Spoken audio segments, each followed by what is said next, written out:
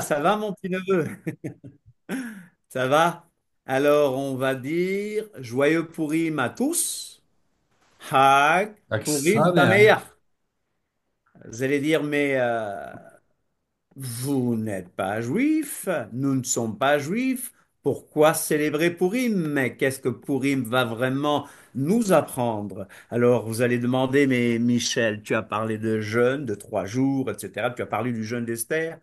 Et en même temps, tu as dit joyeux Pourim en montrant des photos de clowns et tout. Nous allons voir tout ça. Donc, la leçon d'aujourd'hui est une leçon très spéciale. Ça fait partie de l'histoire d'Israël. Et nous allons prendre la parole de Dieu et nous allons voir ce que l'Éternel nous dit par ce passage. OK? Alors, qu'est-ce que nous allons voir ce soir? Qu'allons-nous voir? De quoi allons-nous parler ce soir? Alors, je n'aime pas, vous savez bien que je n'aime pas les monologues. D'accord? OK. Je n'aime pas les monologues. Alors aujourd'hui, nous parlons de Purim et survol. Nous allons faire un survol de la Megillah d'Esther. Megillah. C'est des mots à retenir aussi. Megillah ou Megillah Megillah. d'Esther. Megillah Il d'Esther. signifie Euh, parchemin, rouleau.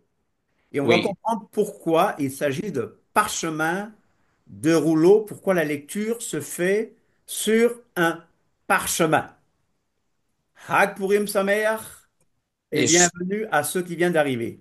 est-ce que je Purim peux, et est-ce que, survol de la Megillah Esther. Megillat Esther, rouleau d'Esther, est-ce que je parchemin. peux ajouter quelque chose, Michel? Oui, Si vas-y, vous voulez, hein. oui, Megillah, ça veut dire le dévoilement en hébreu. oui. On va le Et voir tout à l'heure Esther, aussi.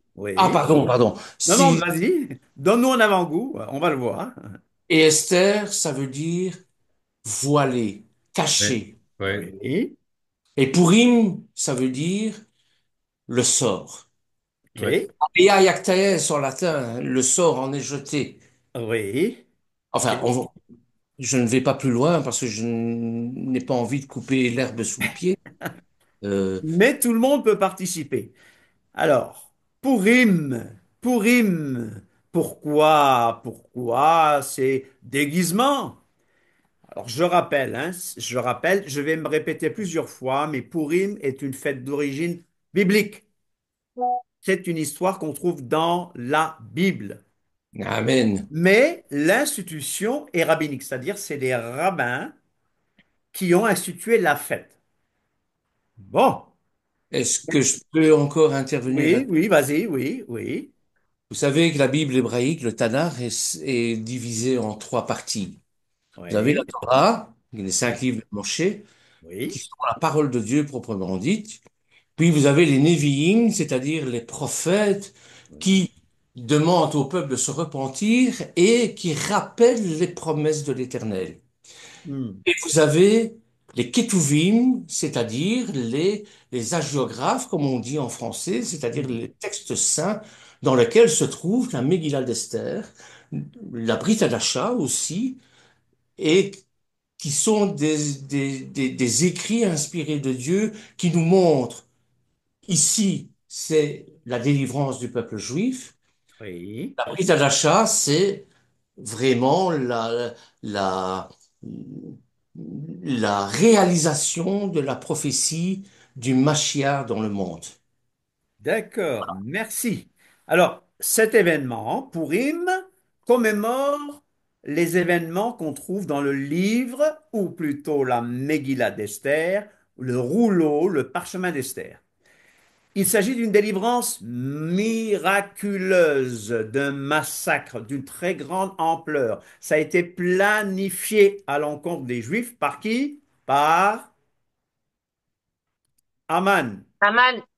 Alors, ce On soir, on va peut dire pas, Aman, tout le monde on va dire peut pas, ouh, d'accord? C'est comme ça que ça se passe on ne avec la peut tradition. pas prononcer ce mot-là, que son nom soit banni à tout Que jamais. son nom soit banni. Malheureusement, on doit prononcer son nom ce soir, mais ce sera toujours ouh.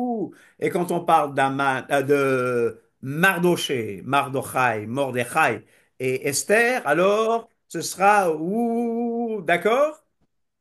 Alors il s'agit d'un massacre planifié d'une grande ampleur contre les Juifs par Aman.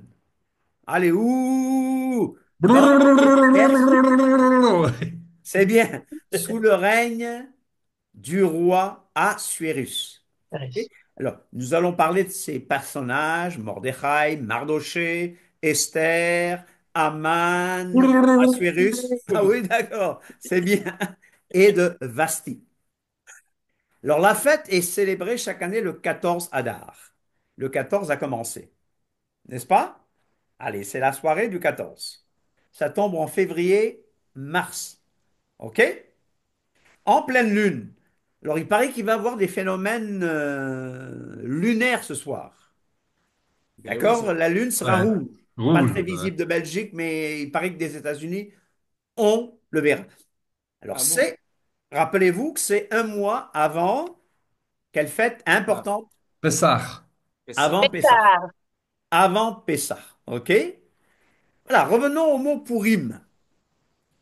Purim de pour,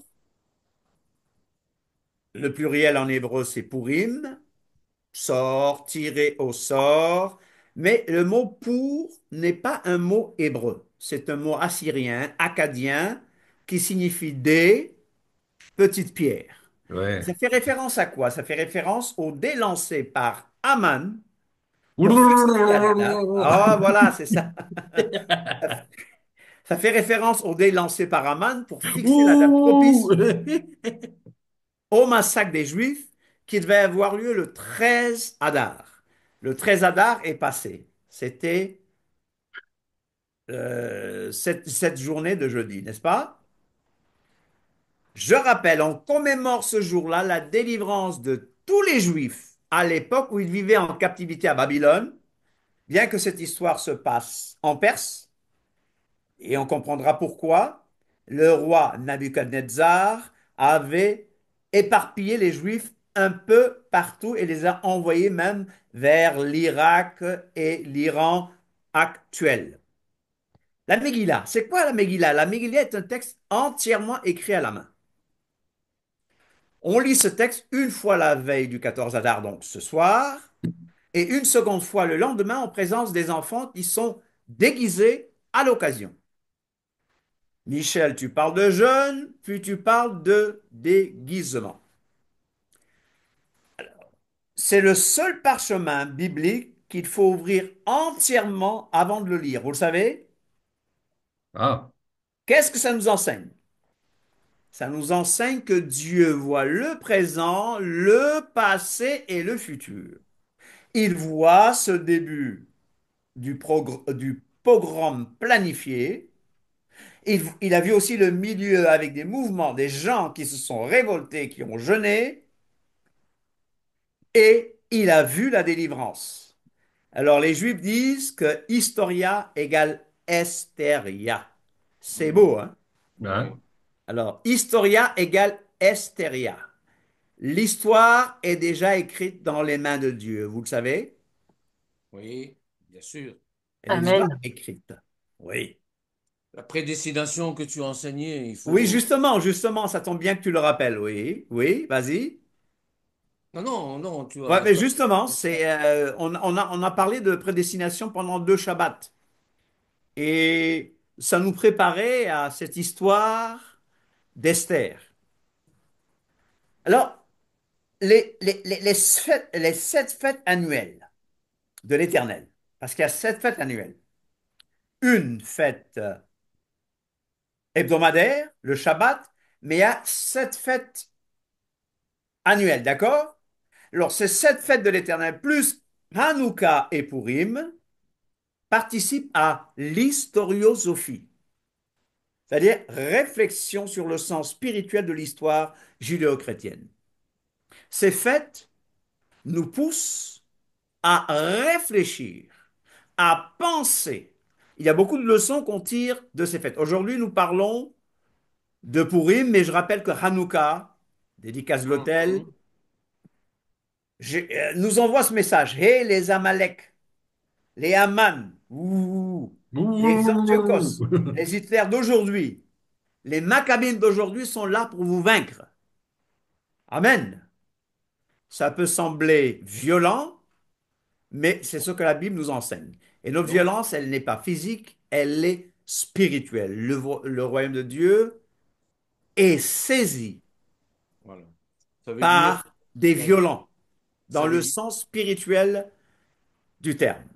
ça veut dire que la Bible est un livre Plus fort, éthique. plus fort. Ça veut dire que la Bible est un livre prophétique. La Bible est un livre prophétique. Alors, à Purim, Purim est une fête juive célébrée au 12e mois. C'est célébré au 12e mois qui est le mois d'Adar. Je vous rappelle ici un peu le calendrier hébreu, calendrier hébraïque.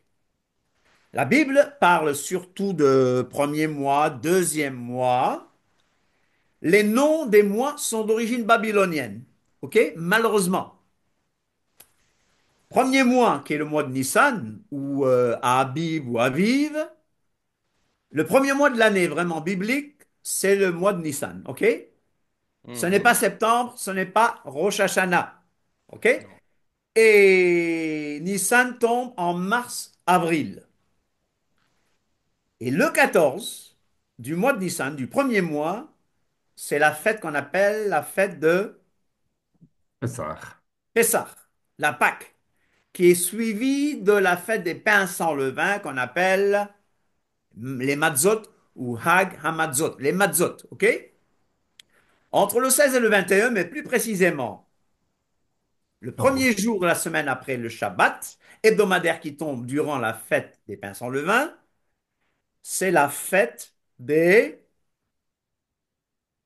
premiers Prémisse. fruits qu'on appelle en hébreu, Shavuot. non, oh, là c'est Mhm. Bikurim, Ah, À Purim. là c'est Bikurim. ah oui, oui, C'est oui. en ce jour que le Mashiach est ressuscité. Le Le Mashiach, son est bas, hein. Le son est bas. ton son, est-ce que tu peux augmenter, Roger, Ben, le son, Ouais. il est mis. au Ah oui, maximum? Ouais, je bon. ne sais pas augmenter ici. Moi, j'ai mis au Non, non, non, maximum c'est aussi. Ton bon. son, Bon, il est Dis-moi ça, où est ton bon. maximum. Je vais voir. bon est Il est bon, bon, c'est ton bon. son. Oui, oui, c'est parfait, OK. oui. Bon, je rapproche l'ordi de moi. OK. Bon, je rapproche l'ordi. Bah, Yeshua est mort lors d'une fête biblique. Il est mort quand? Ben, à Pessah, À Pessah, Ouais. à la Pâque. Et il est ressuscité quand? À une fête biblique qui est la fête de la résurrection, mais que la Bible appelle First la fruits. fête des premiers fruits, Premier Bikurim. first fruits. Ouais. à Bigurim, Le Saint-Esprit est donné aussi un jour de fête biblique. Shavuot. Shavuot. Alors, je continue. Deuxième mois, Liyar, avril-mai. Troisième mois, Sivan, mai-juin. Semaine, Pentecôte ou, en hébreu, Shavuot. Shavuot. Quatrième mois, Tammuz, juin-juillet. Cinquième mois, c'est le mois d'Av Mhm. ou Ab, juillet-août. Sixième mois, Elul, août-septembre. Septième mois, Tishri. Ah, OK? Tishri, l'ancien nom c'est Tamim. Septembre-octobre. Le premier, Tishri, les rabbins ont créé une fête qui s'appelle Rosh Hashanah. Mais la Bible parle de Yom Teruah, c'est-à-dire fête des clameurs, qu'on appelle la fête trompette. des trompettes. Et le 10, c'est le jour du grand pardon, Yom Kippour. Yom Kippour. D'ailleurs, c'est le seul jour que la Torah, que la loi, que le Pentateuque ordonne comme jour de jeûne. On reviendra sur le jeûne tout à l'heure. OK? Maintenant, du 15 au 21, il y a cette fête qui nous rappelle la naissance de Yeshua, qui est venu tabernacler parmi nous. C'est la fête des tabernacles, ou fête Sukkot. des Cabane. cabanes, fête des huttes. Et en hébreu, c'est Sukkot. Sukkot. Tout Alors, côté. c'est un bon. c'est un Résumé. bon test. Huitième mois, Marchevan, octobre-novembre. Neuvième mois, Kislev ou Kisleu, novembre-décembre. Et le 25 de ce mois, c'est quelle fête? Rosh Hanouka. Hashanah. La fête de la dédicace, la Ouais. fête des Lumières, ou ce qu'on Hanouka. appelle Hanouka. Est-ce que la Bible parle de Hanouka? Oui. Non. Euh, Non. Oui. Jean 10, 22, Oui. c'était la dédicace, c'était Hanouka. Et Yeshua se promenait Dans le dans le temps. temple. D'accord? Dixième mois, Tébet, Tevet. Décembre, janvier, onzième mois, Shebat. Janvier, février, douzième mois, Adar. Et du 14 au 15, c'est quelle fête? Purim. Purim. Pourim, plus fort. Purim. D'accord. Pourim tombe plus précisément du 13 au 15 ou 14 au 15, hein, d'accord? Février-mars. Et Pourim est intimement lié au jeûne D'Esther. Esther. d'Esther. Esther? On dit, parmi les Juifs disent, quand le mois d'Adar arrive, il y a une joie complète. J'ai parlé de jeûne, maintenant vous me parlez de joie. Après le jeûne, la joie. Oui. Nous avons des amis qui font un mardi gras et le lendemain, ils commencent un carême. D'autres font un dimanche gras, c'est les chrétiens orientaux, les arabes Oui. Oui. chrétiens. Oui. Ils font un dimanche gras et le lundi, ils commencent leur carême. Alors, on a l'impression ici qu'on fait un jeûne, on fait abstinence de beaucoup de choses et après, on fait la fête. Alors, Mm. quand le mois d'Adar arrive, il y a une joie complète. Qu'est-ce qui se passe ici? Je suis obligé de faire appel et de vous rappeler ce vieil antisémitisme qui date d'il y a très longtemps. Alors le Shabbat avant Purim, il y a un passage particulier qui est lu à la Torah. C'est l'histoire, c'est l'histoire D'Amalek. d'Amalek. C'est l'histoire d'Amalek. Pourquoi Amalek? Et pourquoi maintenant? En quoi cette histoire a-t-elle sa place à ce moment précis? Lorsque les fils d'Israël sont sortis d'Égypte et qu'ils étaient en route pour entrer en terre d'Israël, Amalek est arrivé et a semé le trouble dans les rangs. Donc, je te rappelle une chose. Nous aimons parler de percée. Souvent, quand l'Éternel va t'accorder ta percée, quelque chose, la concrétisation d'une promesse, et c'est là que le diable, l'ennemi, attaque pour semer le trouble dans les rangs. Amalek a semé le doute dans la pensée des Israélites. Avec toutes ces attaques que nous avons eues contre Israël, certains juifs doutent. Le doute est humain. Oui. Les fils d'Israël étaient plus sûrs de vouloir la terre d'Israël. Oh, c'est trop dur. Tu penses aux 10 explorateurs, là. Oui, mais bon, voilà, ils étaient plus sûrs de vouloir la terre d'Israël. 12 espions envoyés, 10 disent on ne peut pas, mais C'est impossible. deux, Mm. qui ça? Josué et Caleb disent on y va, on peut se payer bon, on peut s'emparer du pays. Donc aujourd'hui, souvenons-nous aussi de Josué De et de Calais. Caleb. Ils n'étaient plus sûrs de vouloir la terre d'Israël. Amalek a ébranlé leur foi et les a détournés de leur mission. Que rien ne nous détourne de notre mission. Le doute est le pire de nos ennemis. Est-ce que vous le savez? Oui, bien sûr. Le doute est le pire de nos ennemis. Il floute nos objectifs. Il Ça, brouille nos esprits. Je ça, cite trois box là.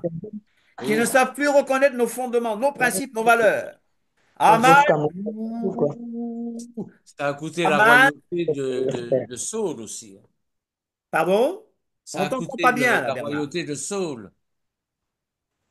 Ça a coûté la royauté de Saül. Ça a coûté la royauté de Saül. Merci. Aman était un descendant d'Amalek. comme son ancêtre, ce méchant a essayé de détourner notre esprit, là il parle des esprits des Juifs, de notre combat. Mais la fin de l'histoire est fort heureusement bien différente grâce au mérite de la reine Esther et on peut l'applaudir. Aujourd'hui, Amen. c'est un jour où on peut faire beaucoup de bruit. Vous le savez? Oui. Amalek vient combattre Israël. Je cite Exode 17, 8 à 16. Amalek vient combattre Israël. Alors Moïse dit à Josué, choisis-nous des hommes, sors et combat Amalek. Le Saint-Esprit te dit quelque chose. Choisis des hommes. Sois un homme ou une femme courageuse. Hein? Hein? Soyez des mensch, comme on dit, comme les Yiddish, Les comment Yiddish. c'est dit en Yiddish. Soyez des hommes, soyez des femmes courageuses. Et Josué vainquit Amalek et son peuple au tranchant de l'épée. C'est violent, n'est-ce pas? L'Éternel dit à Moïse, écris cela dans le livre pour que le souvenir s'en conserve et déclare à Josué que j'effacerai la mémoire d'Amalek de dessous les cieux. Amen. Oui. Moïse bâtit un autel et lui donna pour nom l'Éternel, ma bannière. Amen. Adonai Nissi, l'Éternel, ma bannière. Qui est ma bannière? Qui est ma bannière? Yeshua. L'Éternel. Amen. Il dit, parce que la main a été levée sur le trône de l'Éternel, il y aura guerre de l'Éternel contre Amalek de de génération génération en en génération. génération. Nous ne pouvons pas nous soustraire à la guerre. Et là, je parle de guerre spirituelle. Et Rappelez-vous que quelque temps après que le roi de Babylone, Nabuchodonosor II, a déplacé les Juifs dans son empire du Moyen-Orient du côté de l'Iran et de l'Irak actuel, nous avons donc cette histoire de Pourim qui s'est passée. Amen. Un génocide des Juifs planifié juste avant le retour en terre d'Israël, parce qu'ils avaient déjà fait 70 ans, 70 ans d'exil, et c'était le moment, d'après la prophétie de Jérémie, par exemple, de Jérémie. retourner en terre sainte, en terre d'Israël. Mais l'ennemi veut que les Juifs soient dispersés et ne forment pas une nation. Alors l'ennemi veut que nous, disciples de Yeshua, disciples de Christ, nous soyons dispersés et que nous ne formions pas un peuple uni. Nous Exact. avons plus de 87 000 dénominations, un corps charcuté. Mais ça fait l'affaire du diable. Mais Amen. le but de Yeshua, c'est que nous soyons un. Donc, plus rien. Amen. Amen. Rappel, Amen. Purim Amen. égale sort. Il Ouais. s'agit du sort tiré pour déterminer le meilleur moment pour un Sur le pan de génocide. la robe. Pardon? Sur le pan d'une robe ou quelque chose comme ça. Ah, sur le pan d'une robe. D'accord, ok. Ouais. C'était un dé sur le pan d'une robe. Donc, ça déterminait le moment pour un génocide, un meurtre de masse d'Israël. La reine Esther et le vertueux Esther, on peut l'applaudir ce soir, et le vertueux Mordechai se sont tenus à la brèche. C'est-à-dire qu'ils se sont mis dans l'action continuelle. Ils ont cherché la réussite. Ils se sont imposés par des moyens plus ou moins violents, mais nous allons nous imposer par des moments, par des moyens violents dans le sens spirituel.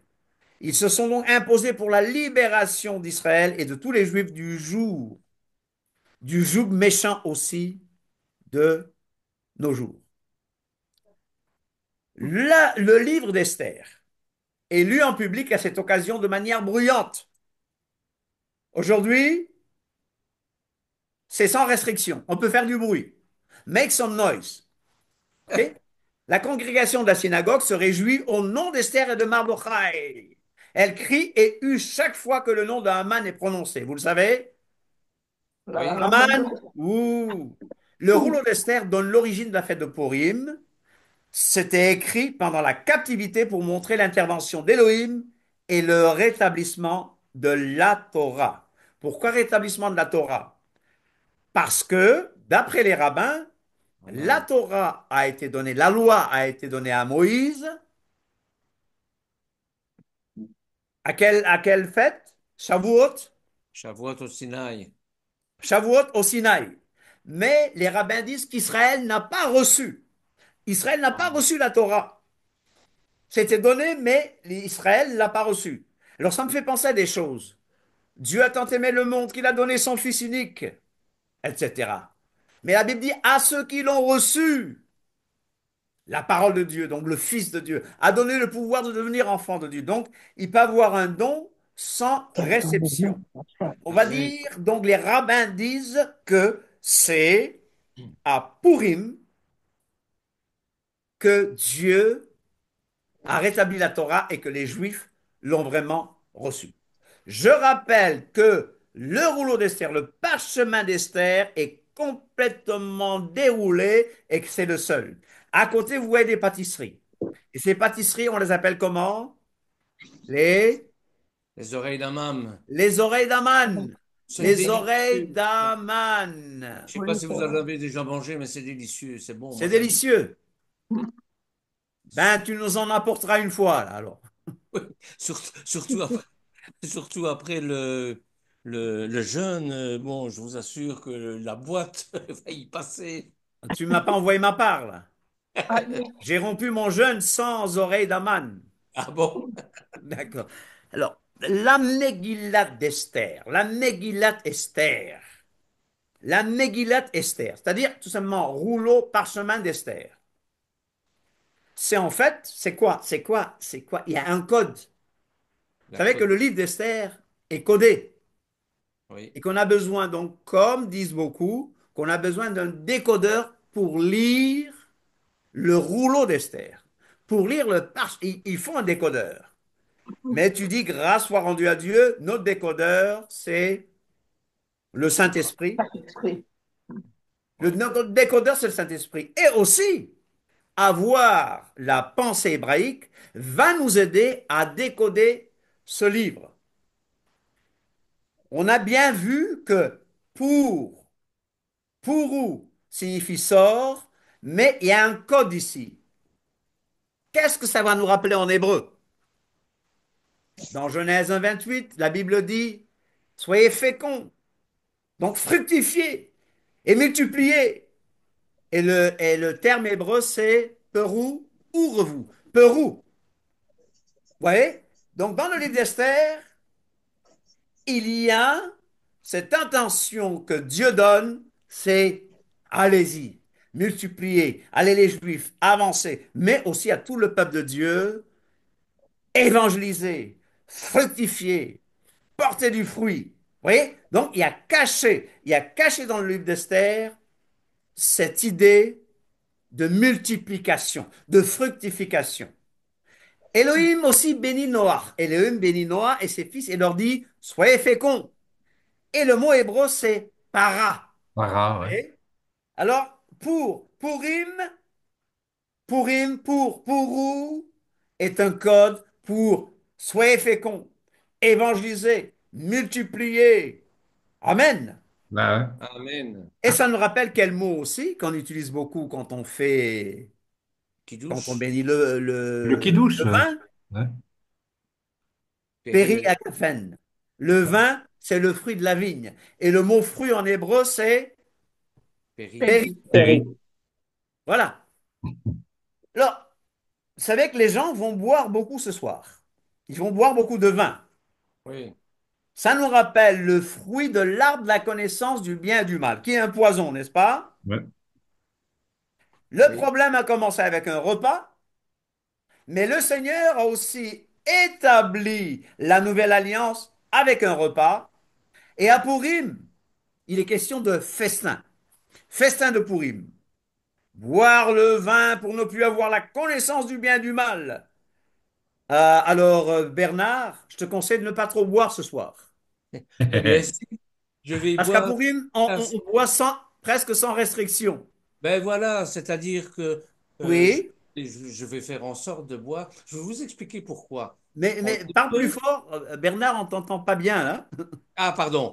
Est-ce que vous m'entendez comme Ouais, ça? mieux. Parle plus Ouais. fort, oui. Le vin en hébreu se dit yaïn. Oui, Le secret se dit sot. Le secret, La Sod. valeur numérique de Yahin et le Sod, c'est 70-70. Hmm. Ça veut dire quoi? Eh bien, ça veut dire que, et d'ailleurs, il y a un proverbe hébreu qui dit Nirnash Nirnat Yaim Yatsa Sod, qu'on pourrait traduire en latin In vino veritas. Veritas, mes frères. Ça veut dire que dans le vin est la vérité. Vous savez, nous les hommes, enfin les humains, nous avons tendance à cacher certaines choses, à ne pas faire certaines choses. Mais quand on boit un peu de vin, eh bien on a la langue bien pendue et on ose faire des choses, on ose dire la vérité. Et c'est ça que ça veut dire. Et c'est pour ça il est important, enfin, il n'est pas important, on n'est pas obligé, mais Hmm. les Juifs ont la permission de s'enivrer parce qu'ils n'ont plus le contrôle de rien. C'est Adonai qui a le contrôle de tout. 70, c'est aussi, 70, c'est aussi les nations. Les Hmm. nations qui vont entrer dans le salut pour reconnaître Adonai comme le Dieu un d'Israël. Voilà. Amen. Donc tout Non, mais c'est ça, pas une incitation à la débauche quand même. La Oui, Bible Non. c'est non, non, dit. c'est ce non, que bien j'allais sûr. dire. La Bible parle beaucoup de s'abstenir d'alcool, justement. Donc, il faut aussi peser pour un équilibre. Oui, voilà. Faut Bon, faire preuve de discernement. nous sommes des disciples de Yeshua. La Oui, Bible C'est dit, ça. ne vous enivrez pas de vin, c'est de la débauche, soyez au La contraire débauche. remplis Voilà, du c'est pas une question Saint-Esprit. de Donc, mots. il faut prendre ces choses, Nous Hein, sommes c'est ivres de on apprend ces simplement, l'esprit. choses, mais ça ne veut pas dire qu'on va les imiter, voilà, hein. c'est Nous sommes simplement, ivres de l'esprit. Voilà le vin de l'Esprit. Amen, alléluia. Ça, c'est vrai. j'ai Alors, un rabbin qui disait que lui buvait 15 verres de vin et oui, pas il de paraît. vin. Comment Hein. il fait? Pourquoi? Parce que bon, il y avait 10 plus 5 qui étaient en réalité les termes du tétragramme, hein, Yud et le E, hein, le Oui. terme du tétragramme, et qui se remettaient entièrement. Ce n'est plus lui qui est au contrôle, mais c'est Dieu qui est au contrôle. D'accord. Ça me rappelle un peu les Rastaman qui fument Oui, qui fume, oui, oui, c'est ça. pour, pour atteindre une certaine conscience de la divinité. Mais on va rester disciple de Yeshua, n'est-ce pas? On Voilà, reste disciple de tout simplement, Jésus-Christ. voilà, Amen. c'est Euh, ça. Oui. Tout Alors, mais c'est bon simplement, de savoir, hein? Ce voilà, qui tout veut simplement, si dire, vous voyez des Juifs un jour ivres à Purim, ne vous étonnez pas, parce que c'est la coutume Hmm. comme ça, hein, qui est expliquée, bien sûr, au niveau biblique, et au niveau des chiffres et au niveau des lettres. Hein. Mais bon, c'est pas pour ça qu'il est permis de, de se pochetronner. Bon, bien sûr que non. d'accord.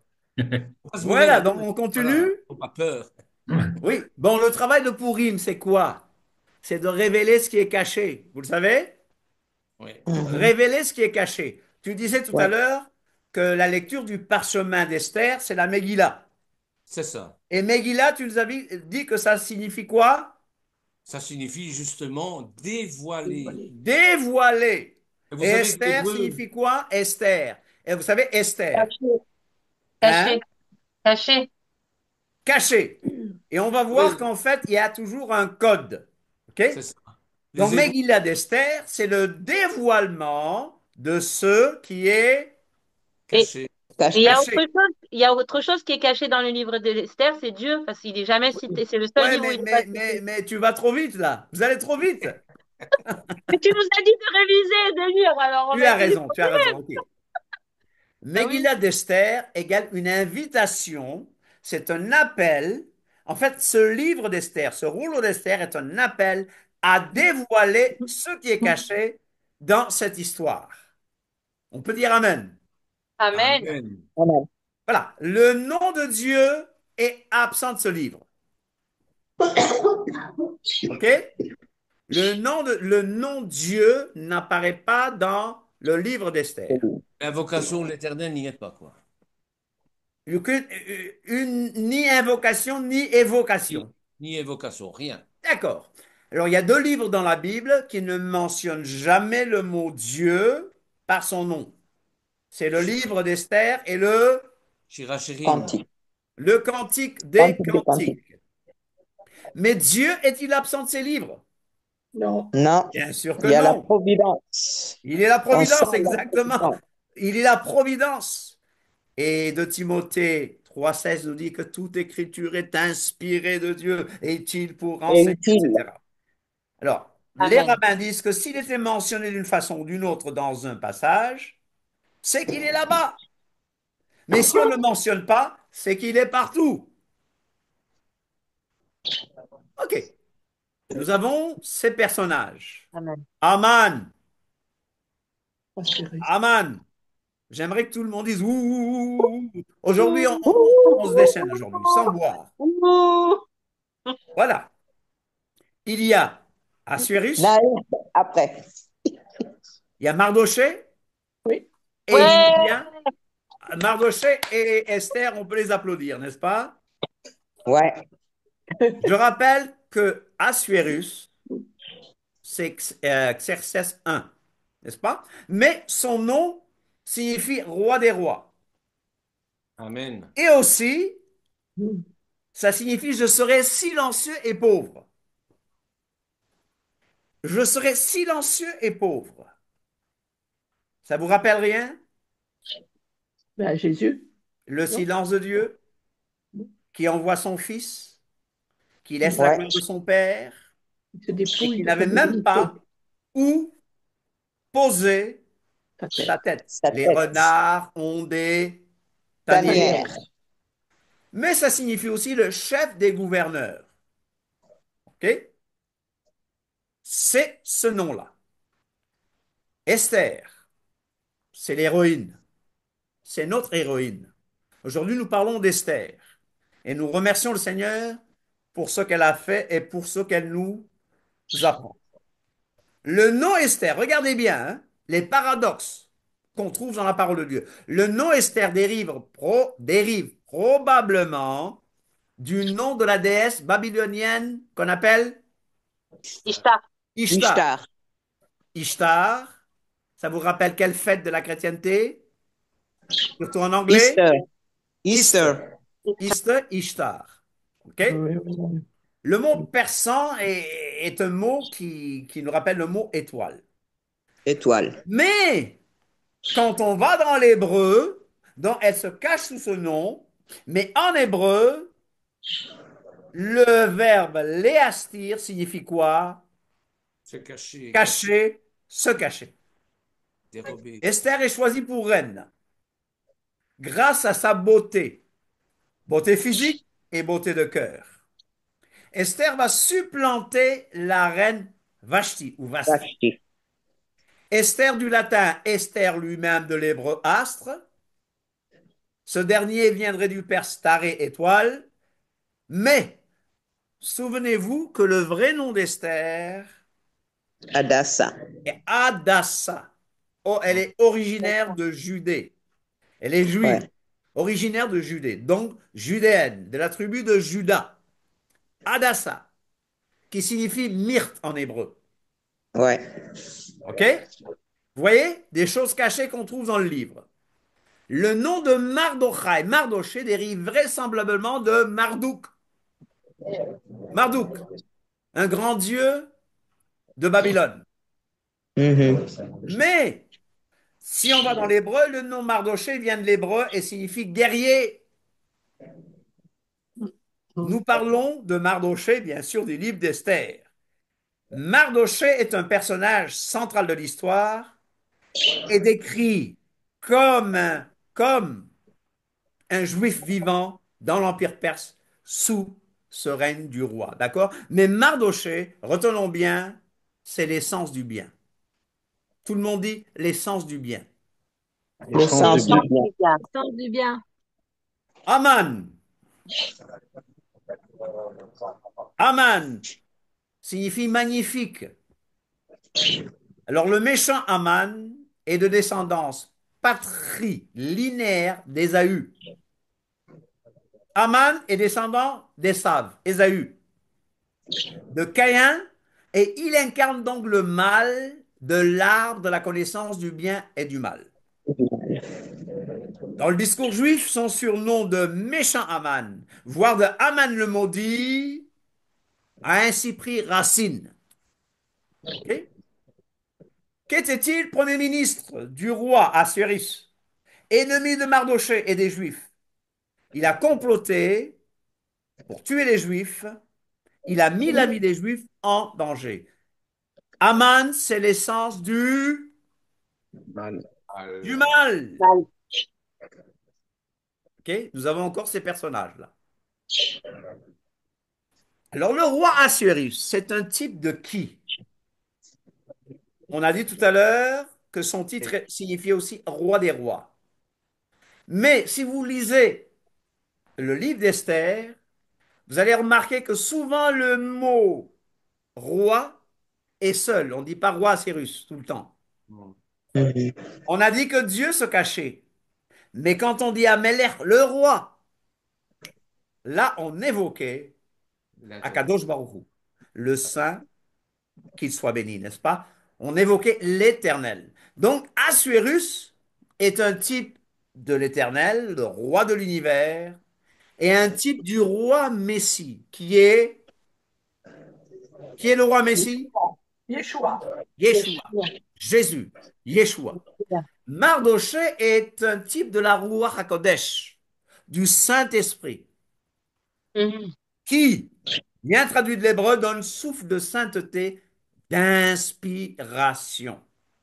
La reine Esther est un type d'Israël, mais aussi un type de l'épouse, de Amen. l'Église, Amen. qui est l'épouse de Christ, qui est l'épouse du Mashiach. Aman est un type de Hassatan. Hassatan signifie Satan en français, L'ennemi, bien sûr. Satan. l'adversaire. L'adversaire. En hébreu, En c'est arabe. le Satan. C'est le Satan. Donc, si vous m'entendez dire le Satan, vous savez de qui je parle. Donc, type du Satan, type de l'opposant. Ah, mais Michel, on m'a posé la question sur Facebook. euh, Pourquoi est-ce qu'il y a des clowns associés à cette fête? Je vois un clown, je vois une bouteille de vin, on a parlé du vin tout à l'heure, je vois les oreilles d'Aman, je vois des masques, je vois toute une mascarade, ça nous rappelle le Mardi Gras, ça nous rappelle le carnaval, ça nous rappelle Halloween, oh, God forbid, n'est-ce pas? Pourquoi se déguise-t-on à Purim? On m'a posé cette question. Pourquoi se déguise-t-on à Purim? Pourquoi se déguise-t-on à Purim? La reine Esther a dû, pour se protéger et préserver son peuple, cacher Son sa identité, ouais. véritable identité. C'est la victoire d'Esther, la secrète. Qu'est-ce que ça nous enseigne? Qu'il faut avoir un tact, que quelquefois nous n'avons pas besoin de tout révéler. Ne révèle pas tous tes plans aux gens. Ne dis pas que tu vas Ouais, voyager. Il faut rester surtout. secret de temps en temps. Et Yeshua, de temps en temps, a dit à ses disciples, pas maintenant, tu dis rien, n'est-ce pas? Nous savons qu'il faut évangéliser, mais sachons garder les secrets. J'ai vu des gens prier fort, des combats spirituels, mais je leur ai dit, mais pourquoi vous révélez vos secrets au diable et aux voisins hostiles? Victoire d'Esther la secrète. On se déguise parce que ça fait un hommage à la dissimulation. Vous allez me dire, c'est pas très moral tout ça. Mais il y a une dissimulation qu'a dû employer Esther pour sauver sa vie et celle de son peuple. Il y a stratégie, il y a un tact bien biblique ici. On se déguise pour permettre de transgresser jusqu'à un certain point. Par tradition, on se moque même des autorités. Ah, là, il fallait se moquer du Premier ministre, par exemple. On se maquille, on se déguise pour ces raisons, mais d'autres aussi. Pour faire semblant, tout comme les Juifs de l'époque prétendaient servir d'autres dieux. Regardez, ils ont même prétendu, d'après le Talmud, qui est le commentaire des commentaires, etc., etc., le Talmud nous enseigne que certains Juifs prétendaient même servir d'autres dieux. C'est pas très moral tout ça, hein, n'est-ce pas? Nous avons le Saint-Esprit, nous. Pourquoi se déguise-t-on à Purim? Mais S'il te il y a des plaît. gens qui disent, mais prétendre être quelqu'un que nous ne sommes pas reposerait sur un beau grand mensonge organisé, caché sous des strass et des paillettes. En fait, c'est précisément le contraire. Nous nous déguisons à Purim pour révéler qui nous sommes véritablement. Vous voyez? C'est compris? Pour révéler qui nous Ouais. sommes véritablement. Amen. Alors, les actions des Juifs et de Dieu étaient masquées par d'autres intentions. Les actions des Juifs et de Dieu étaient masquées par d'autres intentions. Esther, si vous lisez le livre, vous allez voir qu'elle était appelée pour des moments comme Yes. ça. Comme celui-ci. Ah, merci, ma sœur. C'est ma sœur vraiment, hein, de père et de mère. Pour éviter la honte, minimiser l'embarras, à Purim, les gens font des dons. Mais pour minimiser l'embarras des pauvres, c'est un jour où nous donnons la charité, disent les Juifs, à tous ceux qui tendent la main.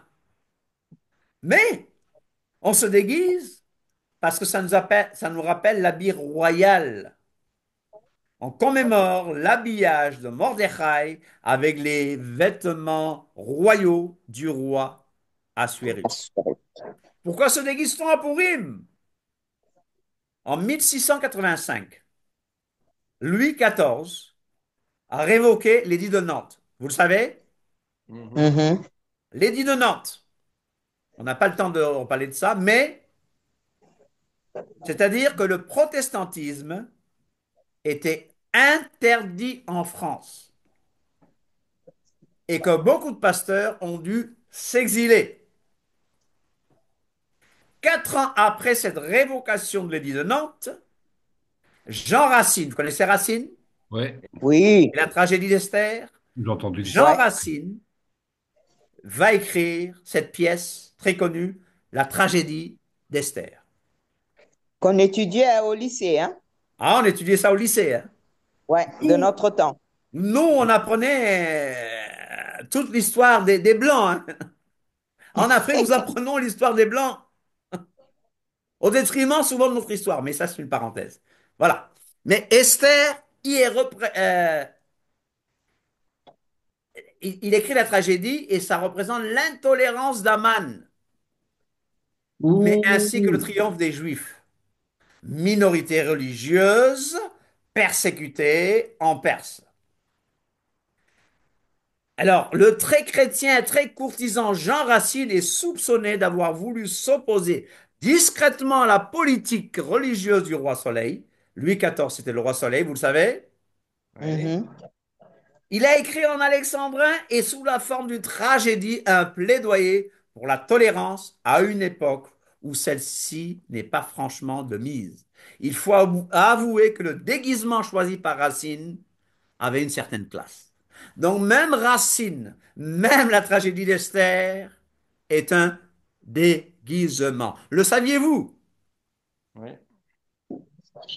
Vous le saviez? Mais oui. Pourquoi se déguise-t-on à Purim? C'est une manière de célébrer l'échange des sorts du juif Mardoché et d'Aman. Aman voulait massacrer le juif, c'est plutôt le juif qui va le massacrer. Le Le jour où déguisement il est aussi le devait. vin dont il est recommandé de faire un large usage. On a parlé de 15 verres. Est une façon de célébrer le vrai juste caché derrière les apparences. Amen. Le miracle caché, contrairement au miracle manifeste des fêtes de Pessah, de Hanouka et d'autres fêtes juives, le miracle de la fête de Purim a été déguisé en événement naturel. L'aspect caché du miracle de Purim, l'aspect déguisé par ces événements naturels, nous prouve en fait que Dieu est là en fait. C'est la présence du Dieu tout-puissant. Pourquoi El se Shaddai. déguise-t-on à Purim? En fait, les rabbins disent, c'est Dieu qui se déguise. Dieu ne joue aucun rôle manifeste dans le sauvetage des Juifs, de l'ancienne Purim. Le miracle que Purim célèbre, en fait, c'est quoi? Dieu est caché. Mhm. De même, le nom persan Esther sonne comme le mot hébreu pour caché, n'est-ce pas? Dieu est caché, mais c'est parce qu'il s'est déguisé. Chaque fois qu'il est écrit le roi, sans Assyrus en tout à côté, il faut penser au roi de l'univers. Amelech Haolam. Ça va? Ouais. Bernard, tu nous avais parlé des 10 fils d'Aman. Oui. Tu peux nous en dire quelque chose? Enlève ton masque. On veut voir ton déguisement aujourd'hui. Mais justement, j'ai pas mis mon déguisement. Mais oui, les 10 fils d'Amam. Ben, vous savez que le livre d'Esther, tel que on le lit, c'est quand même un livre prophétique. Hmm. Parce que il y a dans le livre d'Esther des, je vais dire, des notifications, la manière dont on note les noms des fils d'Aman. Eh bien, c'est étrange. Parce que les fils d'Aman avaient été déjà tués et la reine Esther demande pour qu'on le... Donc, ils ont été pendus et puis le roi Cyrus lui demande, mais qu'est-ce qu'on va faire euh, qu'est-ce qui est la prochaine étape? Et la reine Esther dit, mais rependez-les. Rependez-les. Alors, bon, c'est quand même bizarre, étrange. Et Oui. dans les écrits des rabbins et des midrashim, bien sûr, on Hmm. trouve plusieurs pensées qui pourraient développer cette question sur le mot demain. Et ça, vous verrez dans Esther au chapitre 9, verset 12. Oui. Dans la demande d'Esther, les rabbins commentent, il y a un demain qui est maintenant. Il C'est-à-dire y a un demain qui est maintenant. qu'en hébreu, il n'y a pas de présent. Il y a un passé, il y a un futur très rapproché, mais il n'y a pas de présent. Et OK. alors, mais ça c'est Rachi qui le dit dans sa Tanshuma, c'est-à-dire dans son commentaire là-dessus. En d'autres termes, Esther prophétise que la pendaison des 10 fils d'Aman ne serait pas un épisode unique dans l'histoire, mais qu'elle va se répéter également lors d'un demain futur. C'est pour ça que je disais que il faut considérer la Bible, il ne faut pas la considérer, c'est un livre prophétique. Et si on regarde l'original hébreu du livre d'Esther, on peut clairement voir à première vue que la liste des fils d'Amam apparaît sur une page séparée, Sur une écrite, page séparée. OK. écrite de manière proéminente et spéciale. La OK. colonne de gauche contient le mot Ve'et 10 fois. OK. Selon les 32 règles d'Élisée, le mot Ve'et est utilisé pour indiquer la réplication, bien sûr. Ainsi, nous pouvons conclure que 10 autres personnes doivent également être pendues en plus des 10 fils d'Amam. Et c'est qui ces 10 fils? Ces dix hommes en plus. Hmm. Eh bien, on va faire un saut de 2000 ans et l'édition spéciale des journaux du 16 octobre 1946 rapporte l'exécution de 10 criminels de guerre nazis jugés coupables par le tribunal des crimes de guerre de Nuremberg. Il D'accord. convient de noter qu'Adolf Mhm. Hitler avait interdit la célébration de Purim, Ah bon? faisant de la possession d'un exemplaire du livre d'Esther un Hmm. crime capital. Celui qui avait ce livre, ce rouleau d'Esther, il était fusillé sur le champ. Ah bon, Et dans un d'accord. discours prononcé le 10 novembre 1938, Oui.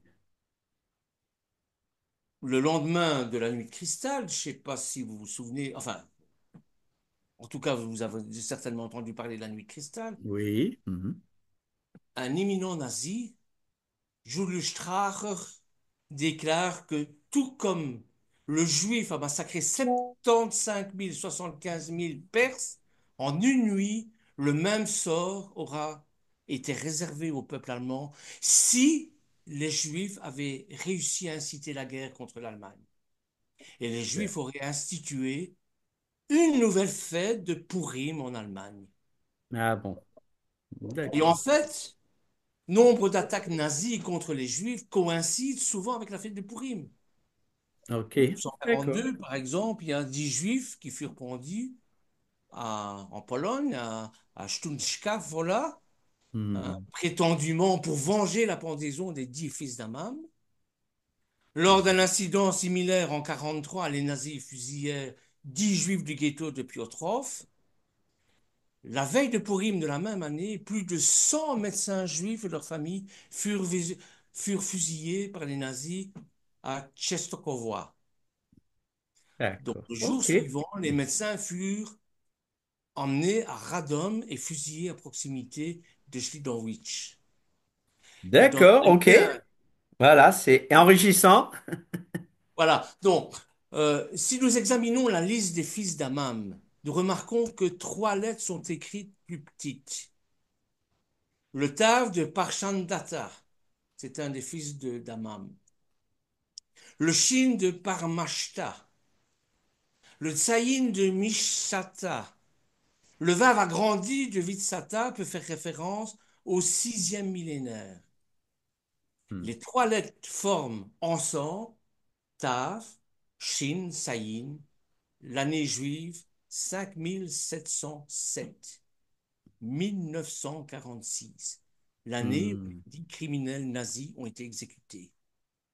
Et sur D'accord. 23 criminels de guerre nazis jugés à Nuremberg, 11 ont été condamnés à être pendus. Mais 2 heures seulement avant l'exécution de la sentence, Gourine, c'est un mystère, s'est suicidé par une capsule de cyanure. Ok, bon, on va continuer donc, merci. Ah, C'est pardon, enrichissant en tout excuse-moi. cas, hein. C'est dommage qu'on n'a pas le temps de C'est tout super, revoir, merci beaucoup. mais c'est très intéressant. Merci beaucoup. Excellent, Bernard. Voilà, Merci. voilà Ouais, merci. pour dire Alors, que, bon, un survol rapide de quelques minutes. Le festin d'Assyrus, c'était du temps d'Assuérus, de cet Assuérus qui régnait depuis l'Inde jusqu'en Éthiopie sur 127 provinces. Il y a désobéissance et disgrâce de la reine Vashti. La reine Vashti est un personnage du livre d'Esther, hein. Elle a été répudiée pour avoir refusé de se présenter devant le roi et ses convives lors d'un festin. D'accord? Alors, il va avoir la promotion d'Esther. Mais conspiration contre le roi découverte par Mardoché. Colère d'Aman, Aman qui était le favori du roi. Il y a un édit de mort contre les Juifs, massacre, génocide.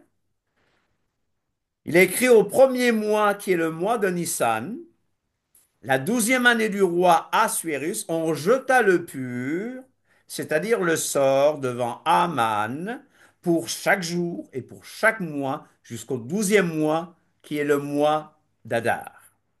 Les lettres furent envoyées par les courriers dans toutes les provinces du roi pour qu'on détruisît, qu'on tuât et qu'on fît périr tous les Juifs, jeunes et vieux, petits enfants et femmes, en un seul jour, le 13e du 12e mois, qui est le mois d'Adar, et pour que leurs biens fussent livrés au pillage. Le texte suggère qu'Aman représente les Amalécites, nous l'avons dit, les Amalécites bibliques, l'incarnation du mal que Dieu ordonne de détruire. Aman symbolise ainsi le mal contre lequel les Juifs doivent lutter à chaque génération jusqu'au triomphe eschatologique final du royaume de Dieu. Aman, donc le superstitieux, a jeté le sort pour trouver le jour où il fallait commettre ce génocide. Haman, on le répète, est l'incarnation du mal. Mais il y a eu cette démarche d'Esther, consternation et jeûne parmi les Juifs. Ils réagissent. Il y a une intervention de Mardoché. Il y a des mots-clés dans le livre d'Esther aussi. Jeûne, délivrance, intercession.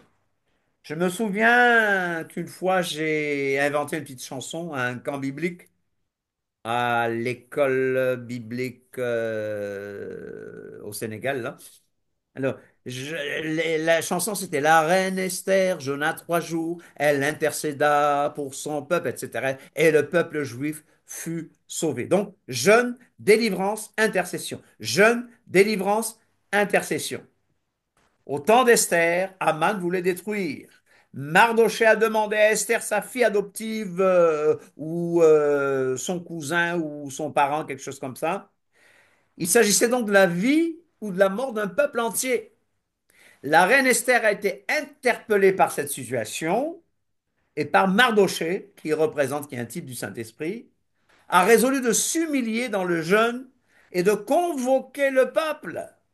Il est bon de s'humilier dans le jeûne et de convoquer le peuple. Il est bon de se mettre à genoux, de s'humilier devant le Seigneur. Je Amen. dis bien que le jeûne est très important. Dieu n'a pas besoin de notre jeûne, c'est nous qui avons besoin de Amen. jeûner. Mais le jeûne est un exercice spirituel. Le jeûne d'Esther. Il y a jeûne, Ta'anit Esther, et elle va se présenter devant le roi. Au péril de sa vie, n'est-ce pas? N'oubliez pas qu'elle avait caché qu'elle était juive. Juive. Esther envoya dire à Mardoché, va rassemble tous les juifs et jeûner sans manger ni boire pendant 3 jours, ni la nuit, ni le jour. C'est ce qu'on appelle le jeûne d'Esther, qui peut être un phénomène de mode, mais je crois que quand on le fait avec un cœur sincère, que le Seigneur nous ouvre des portes. Démarche d'Esther auprès du roi. Élimination d'Aman. Aman a cherché à faire périr Mardoché. L'honneur a été accordé à Mardoché par son habileté. Il a supplanté Aman. Humiliation d'Aman. Aman est dénoncé par Esther et mis à mort. Mardoché et Esther à l'honneur et nous voyons la faveur pour les Juifs. Et dit en faveur des Juifs, 8, 1 à 17. Par ces lettres, le roi donnait aux Juifs, en quelque ville qu'ils fussent, la permission de se rassembler et de défendre leur vie, de détruire, de tuer et de faire périr avec leurs petits-enfants et leurs femmes tous ceux de chaque peuple et de chaque province qui prendraient les armes pour les attaquer et de livrer leurs biens au pillage. Et cela en un seul jour dans toutes les provinces du roi Assuérus, le 13e jour du 12e mois, qui est le mois d'Adar. Et à la vengeance donc des Juifs. Le 12e mois, qui est le mois d'Adar, le 13e jour du mois, jour où devait s'exécuter l'ordre et l'édit du roi, et où les ennemis des Juifs avaient espéré dominer sur eux, ce fut le contraire qui arriva, et les Juifs dominèrent Dominaire. sur leurs ennemis. Fête de Pourim, c'est institué. Éloge de Mardoché. Résumons un peu pour finir. Combat victorieux des Juifs au temps du roi Assuérus. Ça a inspiré la tragédie d'Esther, n'est-ce pas? Le mot Dieu est absent du livre, mais sa main se manifeste dans les moindres détails. L'épisode de l'histoire des Juifs exilés en Perse, miraculeusement sauvés du massacre grâce à la reine Esther, épouse juive du roi, et à son oncle, cousin ou père adoptif, hein, vraiment. Aman est l'incarnation du mal, j'ai insisté, et Mardoché l'essence du bien. Esther a montré la volonté déterminée de risquer sa vie et sa position. Tradition, si le déguisement fait mémoire de ce miracle de Pourim, car une fois encore Dieu a agi en restant caché, souvenez-vous de ce passage qui dit, tu es un Dieu qui te cache, n'est-ce pas? Il a agi Mhm. en restant caché. On retrouve par ailleurs cette notion dans le sens du nom Esther, ce qui est caché. Il n'en est pas moins un jour de joie et de partage. Ce déguisement est semblable à celui de carnaval. On cherche à être méconnaissable, à brouiller les pistes, en souvenir de ce passage vécu par le peuple juif, qui de l'esclavage est devenu, par la main de Dieu, un peuple reconnu et honoré. Par tradition, on confectionne ce jour-là dans certaines communautés des pâtisseries de forme triangulaire. Il paraît que c'est trop, très bon, auquel on donne le nom d'oreille d'Aman ou men Taschen, je crois que c'est de l'allemand ou du yiddish. Faites de pâte farcie, de noix, raisins secs et grains de pavot. Grains de pavot. Grains de pavot. Conclusion, les Juifs sont miraculeusement sauvés du massacre. Intervention de Dieu et rétablissement de la Torah. Les rabbins disent, c'est là qu'ils ont reçu la loi vraiment. Alors louons Dieu, louons Yah pour la délivrance complète d'Israël et de tous les mauvais plans d'Amalek, d'Aman, du Hamas, d'Hitler, du Hezbollah, de l'Islam, du Woko islamo-gauchisme. Alors, est-ce que quelqu'un a une question? Il est 20h36, ça fait 6 minutes déjà de dépasser. Question ou quelque chose à rajouter? Moi, je n'ai pas une question, mais il y a quelque chose de très beau. Dans le 6 verset 12, quand la femme de Haman lui dit, si ce Mardoché-là est de la race des Juifs, tu ne peux rien contre lui. Tu Waouh! tomberas devant lui. C'est excellent ça. Waouh! Bon, un peuple indestructible. Est-ce que, Ouais, comment il s'appelle le gars là qui devait maudire les Juifs? Balaam. Est-ce qu'il a maudit les ouais. Juifs? Il n'a pas Non, pu. il a essayé. Il a essayé, mais il n'a pas pu. Alléluia. À mon Donc, avis, il a, C'était un pitre, hein, c'était un pitre. Pour moi, c'était un pitre. Balaam, ouais, c'était pas un beau prophète, c'est vrai. Il devait même pas accepter que Balak là se présente devant lui. Il devait même pas accepter que les gens de Balak, pardon, Ouais, se présentent devant lui et lui disent est-ce que tu peux maudire? Il devait même pas accepter. absolument. Voilà. Là, il devait dire arrière de moi, Satan, c'est impossible. Ouais, S'il était un vrai prophète. ouais. Il n'était pas un vrai prophète, mais il a dit des choses qui sont Oui, un théologiquement prophète. vraies. que Dieu Oui, lui a dit de dire. Oui. Par exemple, quand Ouais, il dit que Dieu n'est pas un homme ni un fils d'homme pour mentir, c'est biblique, n'est-ce ouais, pas? oui, oui. absolument. Voilà. Dieu n'est pas un homme et s'est manifesté sous forme humaine, hein. Bon, c'est pas, on ne laisse Attention, pas aux antichrists qui diminuent attention, ça veut dire la aussi, divinité de Christ se manifester. attention, ça veut dire aussi qu'il y a des sorciers qui sont très puissants, des faux prophètes qui sont très puissants, parce que, bon, Balaam, c'était pas n'importe qui. Et C'est sans doute, sûr. il a prononcé des paroles de malédiction, mais que le Seigneur les a transformées en bénédiction. Mm, mm, Amen. mm, mm. Donc, on veut tuer Mardoché et c'est Mardoché qui fait le contraire. Voilà, c'est Amen. ça, Ce que le diable vend en mal, le Seigneur le transforme en en bien. Ah, bien. bénédiction. Alléluia. Amen. Soyez bénis. J'essaie de voir les noms.